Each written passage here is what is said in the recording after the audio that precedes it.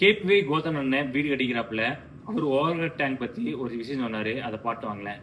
அதே மாதிரி பில்டிங் கட்டுறவங்களுக்கு ஒண்ணு நான் இன்னொரு மேஜரான மிஸ்டேக்ல அந்த மிஸ்டேக் என்னன்னா, இந்த டேங்க் பாக்குறீங்க இல்லையா, ஒருவேளை உங்களுக்கு பில்டிங் ஒண்ணு கட்ட போறீங்க அப்படின்னா வாஸ்துப்படி ஒரு பில்டிங்ல இது ஹைட்டா தான் வைக்கணும், இந்த கார்னர்ல ஹைட்டா தான் இருக்கணும். இங்க நீங்க பில்டிங் கட்டிங்கன்னா பில்டிங் விட ஹைட்ல தான் இருக்கணும்.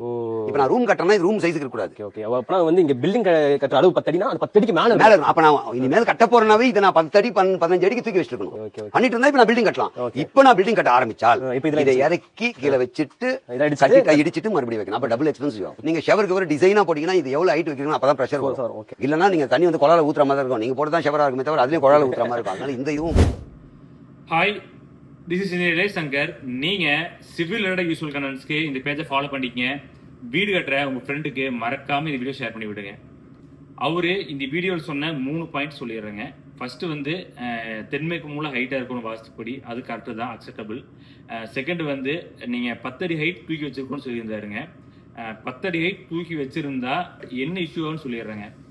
நீங்க மேல ஒரு 10 அடி ரூம் இருக்குன்னு வச்சுங்களேன்.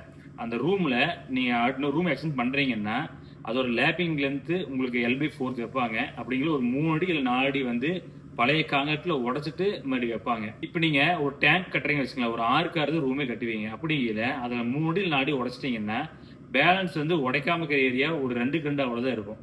அதில் வந்து நிற்காது. ஸோ அதையும் நம்ம டெமாலிஷ் பண்ணி தான் இருக்கும். அப்படிங்கிற அந்த ஹைட் இப்போதைக்கு நம்ம கட்டி கொண்டு போய் அவ்வளோ ரிஸ்க் எடுத்து கட்டி பூசி எல்லாம் பண்ணுறதுக்கு சிம்பிளாக இப்போதைக்கு கீழே வச்சுக்கலாம்.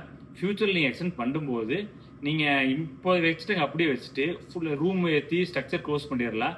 அதுக்கப்புறம் அந்த டேங்கை வெளியே எடுத்து மேலே ஃபிட் பண்ணிடலாம்.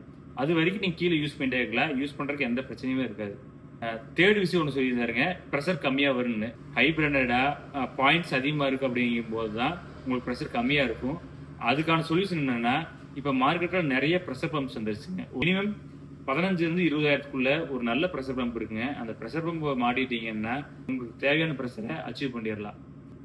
ஸோ இந்த வீடியோ வந்து கன்க்ளூஷன் என்னன்னா, ஒரு இன்ஜினியர் பண்ண அந்த 5 feet ஹைட்டுங்கிறது போதுமானது தான்.